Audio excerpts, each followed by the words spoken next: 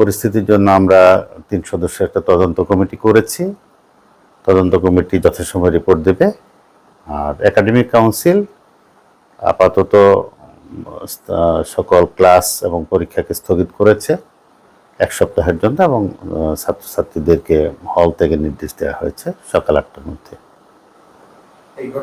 আহতদের চিকিৎসার ব্যাপারে সমস্ত ব্যবস্থা নেওয়া হয়েছে। একজনকে ময়মনসিংহ মেডিকেল কলেজে চিকিৎসা দেওয়া আছে, একজনকে ঢাকায় রেফার করা হয়েছে।